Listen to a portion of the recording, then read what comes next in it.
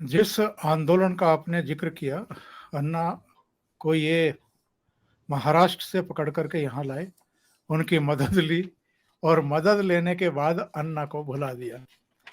इसके अलावा प्रशांत भूषण से लेकर के योगेंद्र यादव, आशीष खेतान, आशुतोष, बहुत सारे नाम हैं जिनका इन्होंने यूज किया और थ्रो कर दिया, फेंक दिया।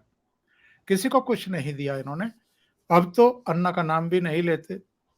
प्रशांत भूषण, योगेंद्र यादव अब राहुल गांधी के साथ भारत जोड़ो तोड़ो यात्रा में दिखाई देते हैं भटकते हुए। वो भी बोलने के लायक छोड़े नहीं इन्होंने।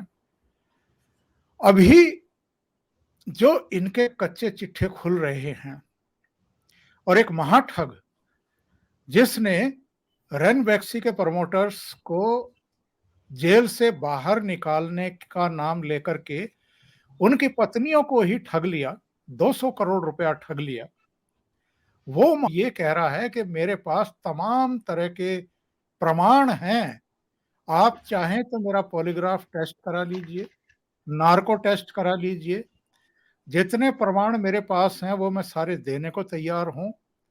मेरे ही हाथों तेलंगाना में जो टीआरएस का अब बीआरएस का ऑफिस है, वहां 15 करोड़ रुपए डिलीवर कराए गए थे,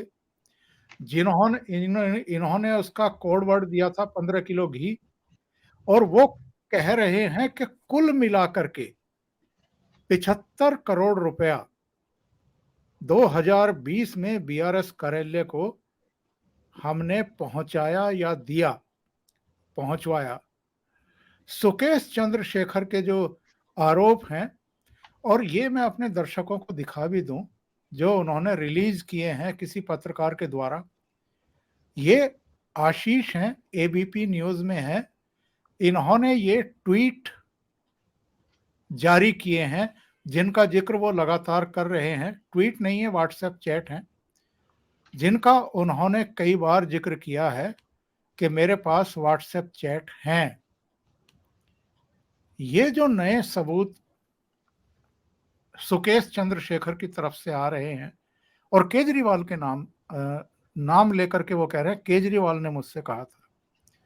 केजरीवाल की कितनी मुसीबतें बढ़ने जा रही हैं अगर एजेंसियां और सरकार इसे गंभीरता से लेते हुए इन सारे दस्तावेजों को बरामद करे और केजरीवाल के खिलाफ जांच शुरू।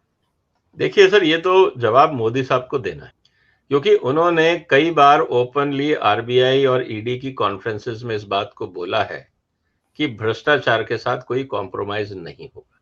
और इस समय एक आदमी जो एविडेंस दे रहा है और करप्शन के अगेंस्ट एविडेंस दे रहा है, मैं तो काफी समय से इस बात को कह रहा हूं कि ईडी और सीबीआई को सुकेश का इंटरव्यू करके सारे एविडेंसेस ऑन कैमरा ले लेने चाहिए कि आपके पास जो जो जिस नाम का है, जो जो तथ्य हैं, हर 20 पॉलिटिशियन को आपने ब्राइब किया, उनका नाम दे दीजिए, पूरे सिचुएशन दे दीजिए, एविडेंस दे दीजिए, व्हाट्सएप डेटा दे दीजिए, जो आपके पास है आप दे दीजिए, और उसकी एक कॉपी हाई कोर्ट में सुकेश की तरफ से सबमिट करवा दीजिए कि सर ये मैंने सारे एविडेंसेस सीबीआई और ईडी को दिए हैं और ये मैं कोर्ट के सामने रख रहा हूं, क्योंकि कल को हो सकता है कि मैं रहूं या ना रहूं, ये एविडेंसेस मैं कोर्ट में सबमिट कर रहा हूं नेशनल इंटरेस्ट में। तो एक तरीका।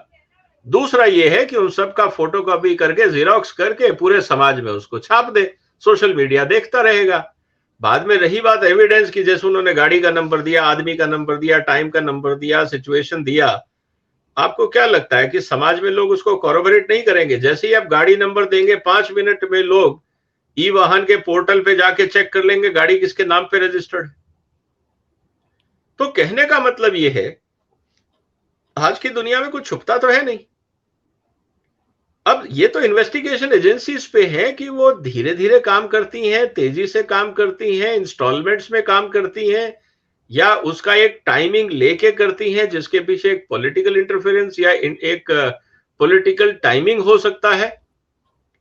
लेकिन अगर सुकेश के पास एविडेंसेस हैं तो मुझे लगता है वो एजेंसीज को दे दें, एक कॉपी पब्लिक में रिलीज कर दें और एक कॉपी सुप्रीम कोर्ट में सबमिट कर दें एज ए एविडेंस कि साहब मेरे को ये डर लग रहा है कि मैं कल को रहूं ही नहीं रहूं, मेरे को मारना दिया जाए जेल में, इसलिए मैं सबमिट कर रहा हूं। तो अगर इतनी सच्चाई है तो खुल के खेलना चाहिए।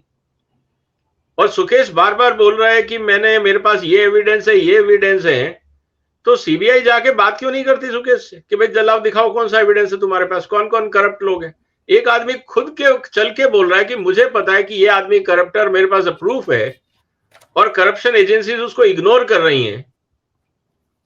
हो सकता है वो गलत हो, लेकिन इन्वेस्टिगेशन करके अगर सामने जनता की ये बात रखी जाए कि सुकेश के एविडेंस को हमने क्रॉस वेरीफाई किया और वो फेक थे, तो तसल्ली हो जाएगी। फिर वो सुकेश को भी वो इंसेंटिव नहीं रहेगा फेक न्यूज निकालने का रोज। तो ये तो देखिए बहुत मुश्किल नहीं है काम। Where there is a will there is a way. अब सरकार क्या चाहती है, इन्वेस्टिगेटिंग एजेंसीज क्या चाहती हैं, उनके लॉयर्स उनको क्या एडवाइस कर रहे हैं, ये तो अपने आप में एक मिस्ट्री है।